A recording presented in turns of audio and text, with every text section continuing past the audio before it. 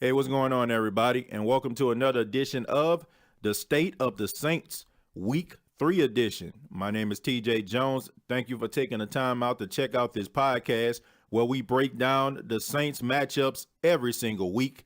And let's go ahead and get started. The Saints took on the Atlanta Falcons. Yes, those dirty, dirty, dirty birds. The Saints' biggest rival, in my opinion, in the NFC South. The Saints knock off the Atlanta Falcons by a score of 43-37 in overtime.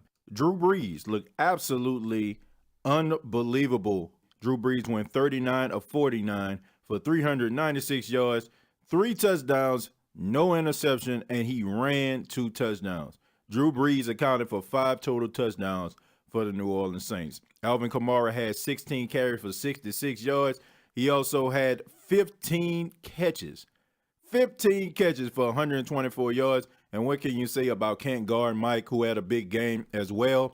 He had 10 catches for $129. And New Orleans Saints, they did just enough in order for them to squeeze out a victory in Atlanta. This game right here was going back and forth throughout the whole game. This is one of those games where you're always on the edge of your seat, you're clutching your chest, you're calling your doctor and wondering if you're having a heart attack. The Saints, for the last 3 weeks, have been playing some very, very exciting football. I mean, honestly, if you're a fan of scoring points and leaving your defense at home, you got to be excited about the New Orleans Saints. And I know that we're all excited. We're excited because we knocked off our biggest rival, the Dirty Birds, and we don't like the Atlanta Falcons. I understand all that. It was exciting. Drew Brees did what he had to do. Michael Thomas did what he had to do. Alvin Kamara handled up on his business. But we got to address the elephant in the room. And the biggest elephant in the room that is painstakingly obvious is the secondary. The Saints secondary looked absolutely terrible on yesterday. This past week, Ken Crawley was benched for P.J. Williams. And I was looking at some of the comments online. People were talking about this is a good move. Ken Crawley wasn't doing anything. He's been getting beat deep and getting embarrassed out there, and he has taken steps back, and P.J. Williams will be the answer. And I simply responded, if Crawley is the starting cornerback and he's getting beat by 30 yards, are you going to be excited that P.J. Williams comes in the game and get beat by 20? I mean, honestly, man, this right here is a prime example of two guys that are the same guy. Rather you have Ken Crawley in, rather you have P.J. Williams in, the story is going to remain the same. These two guys are not that good. When you take a guy like P.J. Williams, who is basically a slot corner, and put him on the outside, he is going to get embarrassed. And all the people that's probably wondering to themselves, you probably never heard of the guy that was beating P.J. Williams like a Persian rug. The guy's name is Calvin Ridley. Now, I don't know if you follow college, but he went to the University of Alabama, and he was an outstanding talent there. I watched him all throughout college, him going up and down the field, basically embarrassing defenses, going for over 200 yards, receiving like it wasn't nothing. And I want you to think about this. Julio Jones, who also went to Alabama. Julio Jones, who was an outstanding talent in his own right at the University of Alabama, put up all kind of records. Guess what? Calvin Ridley broke every single record that Julio Jones put up in college. That goes to show you what type of talent Calvin Ridley is. The man is just absolutely outstanding, and he had a coming out party yesterday, and it was at the expense of P.J. Williams. And I seen people on Twitter, they were talking about, hey, man, you know, they need to put Ken Crawley back in. I think it was a mistake. And what happened to Ken Crawley? He got victimized also. I mean, it does not matter, man. Look, we are trying to put a Band-Aid on a boat leak. That is what it is. That is basically what it all comes down to. The Saints need to fix their secondary issues. And me personally, even though I'm excited that they got the win yesterday, and I know a lot of people are like, man, they won. But honestly, don't you get tired of being on the edge of your seat each and every week and wonder if the defense is going to make a stop? I mean, I'm getting sick of it. And you get tired of it as a fan. We have a quarterback in Drew Brees who is playing out of his mind right now. Can you imagine if Drew Brees was playing out of his mind right now and we actually had a defense? The Saints would be unstoppable. And don't give me this stuff about, oh man, we got some good players on defense. Well, they're very, very hard to see outside of Cam Jordan and maybe Marcus Williams, who is playing pretty good. Who on the defense can you say that you can depend on? I mean, Marcus Davenport, the rookie, he had a good game. He's coming into his own. But I'm talking about right now, who can you depend on defensively that you can say, man, the Saints are going to do it? I can't even put Marshawn Lattimore in that anymore. And I mean, honestly, he played good yesterday. I mean, he didn't get any catches caught on him, to be honest. But who else on the Saints defense that you can depend on week in and week out? I mean, I'll wait. I just get sick of it as a fan, watching these guys play and watching these guys just get ran over like it ain't nothing, man. They got to fix that defensive situation.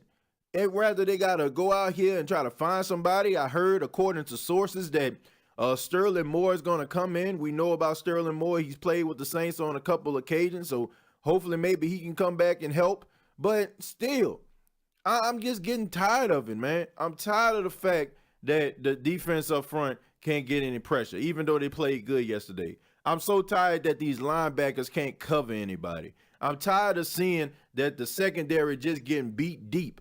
Watching the Saints secondary, to me, I say it again, it's like playing Madden football and putting it on rookie. And if you do this, you can go down streak routes, you can run 9 routes all up and down the field, and the cornerbacks are not going to be able to catch you. That is how it looks watching the New Orleans Saints defense. Now, you can drink the Kool-Aid and talk about, hey, the Saints won yesterday, who that? Look, man, there's going to come a time when the Saints defense is going to cause them to lose the game. Drew Brees, even though he's playing outstanding, there may come a time when Drew Brees may not play his best.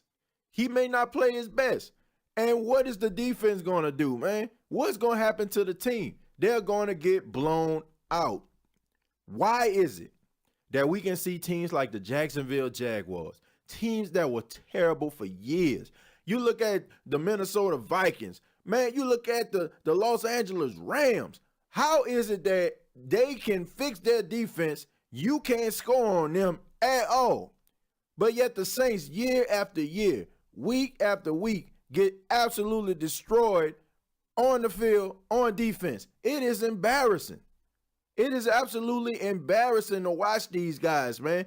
Man, Ken Crawley, P.J. Williams for the last couple of weeks have been stealing money.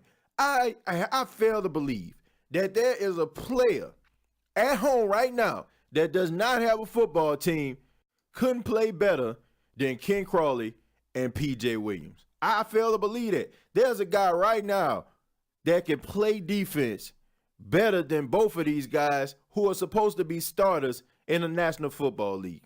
And Dennis Allen, he talked about that. He talked about how these guys are young and they got success very, very, very early. And you tell them that they're going to have growing pains, but they've been so successful at doing their job, being so young, winning awards like Marshawn Lattimore winning Defensive Rookie of the Year. And then you got people like Marcus Williams, who was ranked in the top 5 among rookie safeties. I mean, you look at all this stuff right here, man. You got all this success. And then the next thing you know, you go out there and you get beat. Because now it's like teams have tape on you. They know your strengths and your weaknesses. And now you have to answer the question, how are you going to rise above that? And to be honest, the Saints secondary has not risen above it. And as a fan, you have to ask yourself, when are the Saints going to get a respectable defense? You are wasting Drew Brees' time in the league. You just are. This guy is incredible, man. The way that Drew Brees played yesterday, he laid it all on the line. And to watch this guy go over 300 and 400 yards each and every week, Me personally, I don't feel like he deserves that. I feel like Drew Brees deserves a quality team where he can go out as a champion, because we know for years it has never been Drew Brees' fault why the Saints have had bad years. If you take Drew Brees away from this team, I'm serious. If you take Drew Brees away from this team right now, the Saints are 0-3. There's nowhere in the world that the Saints would be able to weather this storm without Drew Brees. It's just not happening, man. But there's gonna come a time, and I hope it's not next week or a couple weeks down the line, but it's gonna come a time where Drew Brees is not gonna play his best. And that defense gonna have to step up.